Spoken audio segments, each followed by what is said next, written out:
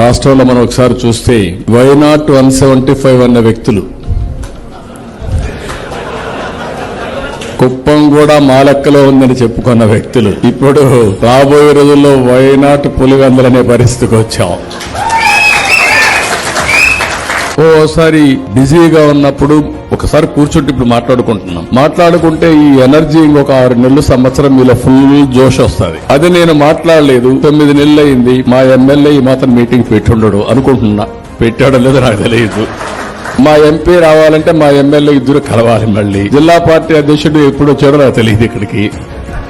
ఇప్పుడు దీంతో ఏమైంది, మంత్రిని పెట్టాం, నువ్వన్నా చేయబోయని ఆయన ఎన్ని మీటింగ్లు పెట్టాడో నాకు తెలియదు ఇక్కడ. దీంతో ఇప్పుడు ఏమైందంటే ఎన్నికలైన తర్వాత మన క్యాడర్ ఎవరైతే తెలుగుదేశం పార్టీ కోసం రక్తం చిందారో అలాంటి వ్యక్తుల కోసం మనం కూర్చొని ఆలోచించలేకపోయాం. అందుకే మళ్లీ నేను చేశాను, ఇంకా రాబోయే రోజులు గ్యాప్ రాదు, మీ అందరితో మాట్లాడతాం. పొలిటికల్ గవర్నెన్స్ అన్నాం, ట్రూ స్పిరిట్ లో పొలిటికల్ గవర్నెన్స్ ఇచ్చే బాధ్యత నాదని మరొకసారి మీ అందరికీ హామీ ఇస్తున్నాం. 2014 నుంచి 19 వరకు మీరు ఒకసారి చరిత్ర చూస్తే 13.5% గ్రోత్ వచ్చింది. ఎప్పుడూ జరగనంత అభివృద్ధి జరిగింది. పవర్ సెక్టర్ గానీ, రోడ్ సెక్టర్ గానీ, డెవలప్మెంట్ గానీ, అగ్రికల్చర్ గానీ అన్ని చేశాం. డ్రిప్ ఇరిగేషన్ అన్ని మనం చెప్పుకోలేకపోయాం. నేను తొందరలో పరిగెత్తా ఉన్నాను. నేను పరిగెత్తే మీరు నన్ను అర్థం చేసుకోలేక నేను ఇంతేలేదు నన్ను వదిలిపెట్టి మీ పని మీరు చేసుకున్నారు. లాస్ట్ లో ఎలక్షన్ వస్తే తెలుగుదేశం మోటుకున్న ఎప్పుడైనా సరే విజయం మందే, ఎవ్వరు మనల్ని ఓడించలేరు.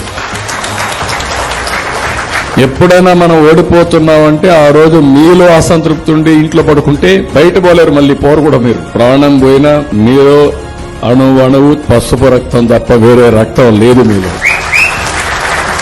దాంట్లో సెకండ్ థాట్ లేదు.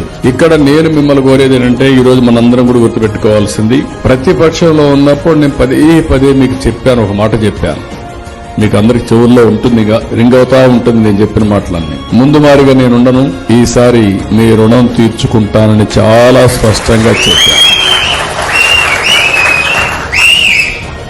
ఇక్కడ మీ దగ్గర నుంచి నాకు కోఆపరేషన్ అవసరం. Be clear. మళ్ళీ 2004లో 2019లో మనల్ని ఎవరు ఓడించలా, మనల్ని నేనే ఓడించుకున్నా. ఒక అబ్సెషన్ తో ముందుకు పోయా. ఏంటి, ఈ రాష్ట్రాన్ని బాగు చేసేయాలి, రాత్రి బాగైపోవాలి. బాగు చేశాం.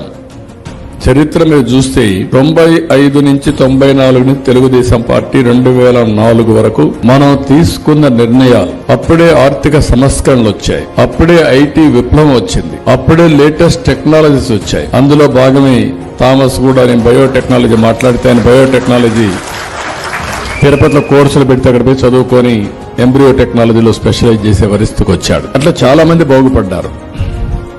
కానీ 2004లో తెలుగుదేశం పార్టీ ఓడిపోవడం అనేది జీర్ణించుకోలేకపోయాం. మళ్లీ 10 సంవత్సరాలైంది. మళ్లీ 2014లో మీరందరూ ఇది ఎందుకు చెప్తున్నారంటే, చరిత్ర ఒక్క నిమిషం ఆలోచించుకుంటే భవిష్యత్తుకి మనం ప్లాన్ చేసుకోవడం చాలా సులభం అవుతుంది. మళ్లీ 2014 వచ్చినప్పుడు చాలా సమస్యలు వచ్చాయి, మీరు గుర్తుపెట్టుకోవాలి. ఆ సమయంలో విభజనవాదం, తెలంగాణలో మనం క్యాండిడేట్లు పెడితే మన వాళ్ళందరూ పనిచేసిన 3000 మంది ఉండేవాళ్లు, ఓట్లకు 1000 వచ్చేటివి. అంటే అక్కడ ఎన్ని చెప్పినా కూడా మనం క్లిక్ చేయలేకపోయాం. రాజశేఖర రెడ్డి చనిపోయిన తర్వాత వాళ్ళు చేసిన ఎత్తులు, జిమ్మెత్తులు మనం కౌంటర్ చేయలేక వాళ్ళు క్యాండిడేట్ ని పెడితే మన క్యాండిడేట్ 2వ ప్లేస్ కు 3వ ప్లేస్ కి వెళ్ళిపోయాడు. అన్ని ఓడిపోయాం. 2014 ఇది పొలిటికల్ విశ్లేషణ మీకందరికీ. 2014లో ఏం జరిగింది, నేను ఆ రోజు 2 రాష్ట్రాల్లో తెలుగుదేశం పార్టీని కాపాడుకోవడం ఒక హిస్టారికల్ రెస్పాన్సిబిలిటీ. తెలుగు వారి కోసం పెట్టిన పార్టీ తెలుగుదేశం పార్టీ. ఆ రోజు హైదరాబాద్ లో అభివృద్ధి చేశామంటే తెలుగు జాతి కోసం చేశాం.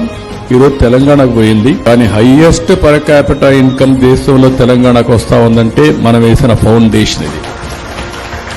95, 2004లో చేసిన పనుల వల్ల ఈరోజు తలసరి ఆదాయం, హైయెస్ట్ తలసరి ఆదాయం వస్తా ఉంది. ఒక ఎకో సిస్టమ్ క్రియేట్ అయింది. అయితే ప్రజలు విజ్ఞతతో ఆ రోజు నేను ఆ నిర్ణయం తీసుకున్న వైఎస్ఆర్ కాంగ్రెస్ పార్టీ చేసిన పని మీరు చూస్తే, విభజన కావాలి, ముసుగు సమైక్యవాదం. అందుకే ప్రజలు మనల్ని నమ్మారు, వాళ్ళని నమ్మలేదు. 2014లో మనకు ఓట్లేశారు. ఏదైనా నేను ఎక్కువ రుణపడున్నానంటే ఈ రాష్ట్రంలో తెలుగుదేశం పార్టీ కుటుంబ సభ్యులకు ఎక్కువగా రుణపడున్నా. రాత్రింబగళ్ళు పనిచేశారు. 5 సంవత్సరాలు నరకం అంటే ఎట్లుందో తెలియదు గాని ఆ నరకాన్ని చూశాం. నాకు 24 గంటలు శనివారం వస్తే ఏ ప్రాపర్టీ మీద ప్రొక్లోన్ వస్తుందో తెలియదు, ఎవరిని అరెస్ట్ చేస్తారో తెలియదు. ఇవన్నీ కూడా చాలా సఫర్ అయ్యాం. కానీ నాకు ఆ రోజు ఈ రోజు ఒక విశ్వాసం, దేశంలో ఏ రాజకీయ పార్టీకి లేనటువంటి పటిష్టమైన పార్టీ యంత్రాంగం ఉండే ఏకైక party Telugu Desam party. I'm proud of it. ఇది ఒక వారసత్వంగా మనకు వస్తా ఉంది. ఎన్నో ఇబ్బందులు వచ్చాయి, ఎన్నో సమస్యలు వచ్చాయి. ఎక్కడికక్కడ సమస్యల్ని అవకాశాలుగా మార్చుకున్నాం. నేను గాని మీరు గాని అందరం కూడా. దానివల్ల మనం ఈరోజు విజయ డంకా మోగించగలం.